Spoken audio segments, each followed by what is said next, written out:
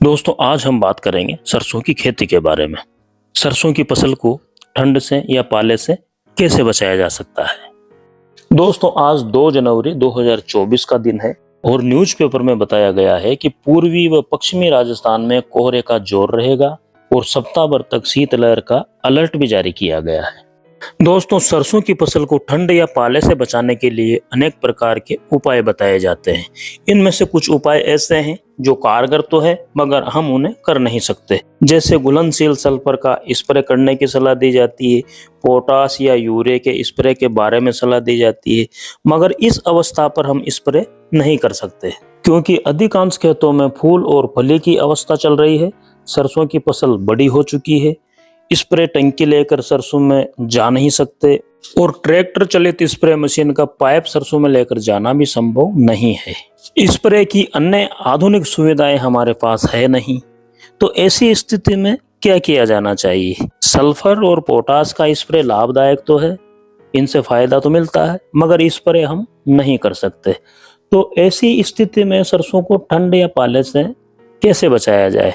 देखिए ठंड और पाले से क्या क्या नुकसान होते हैं ये तो लगभग सभी लोग जानते ही हैं, इसलिए पाले से बचाव करना बहुत जरूरी है ताकि एक बड़े नुकसान से हम बच सकें। तो इसके लिए हमारे पास 2 तरीके बचते हैं जिन्हें हम खुद भी अपनाते हैं और हमारे बहुत से किसान साथी भी अपनाते हैं। वो तरीके बहुत साधारण हैं और बिना खर्चे के हैं। पहला तरीका है खेत में सिंचाई करना और दूसरा तरीका है खेत में धुआं करना। हालांकि ये तरीके पुराने हैं मगर सक्सेस हैं और हमारे पुरखों के तरीके हैं। हमारे पूर्वज इन्हीं तरीकों से ठंड से फसलों को बचाते आए हैं और जब आधुनिक तरीके काम नहीं आए तो इस तरह के पुराने तरीकों का सहयोग लेना कोई बुरी बात भी नहीं है। और इनके अलावा आपके पास भी अगर कोई उपाय हो तो कमेंट बॉक्स में जरूर बताएं ताकि हमारे जो अन्य किसान साथी है उनको भी फायदा मिल सके। अभी फसल को धूप नहीं मिल रही है, दिन भर कोहरा हुआ रहता है, तापमान भी कम है। ऐसे में खेत में सिंचाई करके हमें सरसों को ठंड से बचाने का प्रयास करना चाहिए। हम सिंचाई में थोड़ी मात्रा में यूरिया और सल्फर या पोटास भी मिलाकर पानी के साथ बूंद बूंद देते हैं।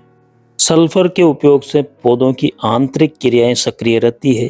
पोटास और सल्फर की सहायता से पौधे ठंड से संघर्ष करने में सक्षम हो जाते हैं और पाले से बचाव हो जाता है। जिस दिन शाम को ज्यादा ठंड हो और हमें लगता है कि पाला पड़ सकता है तो ऐसी स्थिति में शाम को कूड़ा करकट या कंडों की सहायता से खेत में हमें धुआं करना चाहिए। हवा का रुख देख लें, हवा हमारे खेत की तरफ जा रही हो तो उस दिशा में हम कंडे लगाएं ताकि सारा धुआं हवा के साथ हमारे खेत में जाए। खेत में धुआं अगर फैला रहेगा तो रात का तापमान ज्यादा कम हुआ नहीं होगा। ऐसे में फसल को हम पाले से बचा सकते हैं। तो ये 2 तरीके ऐसे हैं जो बिना खर्चे के हैं और फसल अगर छोटी हो तो सल्फर पोटास का स्प्रे करके भी हम पाले से बचाव कर सकते हैं। बाकी अभी सरसों बड़ी है, स्प्रे नहीं हो सकता, तो ये 2 तरीके हैं जिनका उपयोग आप कर सकते हैं। और इस बारे में आप कृषि अधिकारियों, कृषि पर्यवेक्षकों से भी सलाह लें ताकि हमें नुकसान ना हो। मिलते हैं अगले वीडियो में। नमस्कार।